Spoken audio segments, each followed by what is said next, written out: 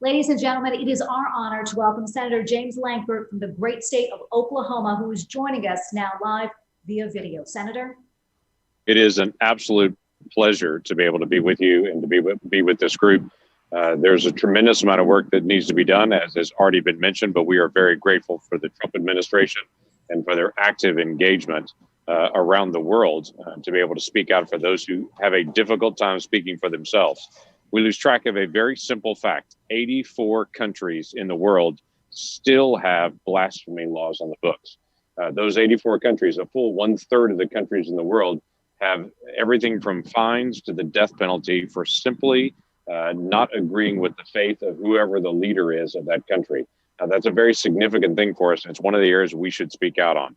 I've tried to be able to push this issue of religious liberty for a very long time in our trade negotiations, and including in all of our trade negotiations, that we have to deal with the issue of religious liberty, but to also be able to speak out for things like anti-Semitism, ways that other nations are isolating individuals. We've seen as recently as this past July, late July, when an American citizen was standing in a court in Pakistan being tried for blasphemy, and a Pakistani citizen walked into the court and shot him dead in the middle of the court for blasphemy. We saw just days ago a Pakistani citizen be put on trial for blasphemy and convicted for blasphemy and taken away from his wife and children because he didn't convert to Islam, and he was demanded to convert at his workplace.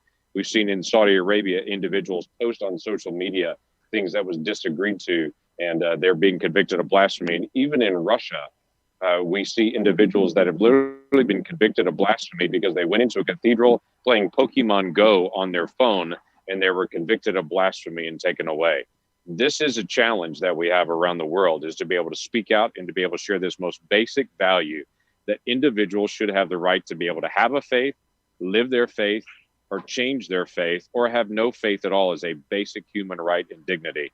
And for those individuals that are around the world that face challenges every single day, they need to hear from us that we're praying for them, that we stand with them, and that we're doing everything that we can to be able to speak out on their behalf. So whether they are in Lebanon, or whether they are in Turkey, whether they are in Egypt, or across the Middle East, or across many areas of Africa, including Nigeria, we should be speaking out for those individuals and doing what we can to be able to help. So thank you to those of you that are praying and that are engaging. We are doing the work.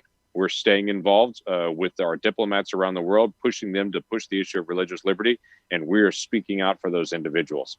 As recently as just a few weeks ago, I stood on the floor of the Senate to be able to bring a resolution on blasphemy to the Senate floor, to be able to talk about how we need to turn our attention towards this issue, and to be able to push the Senate to say, with many important things going on, we cannot lose track of this one issue, that there are people around the world standing out for their faith and literally going to prison and facing consequences simply because of their faith.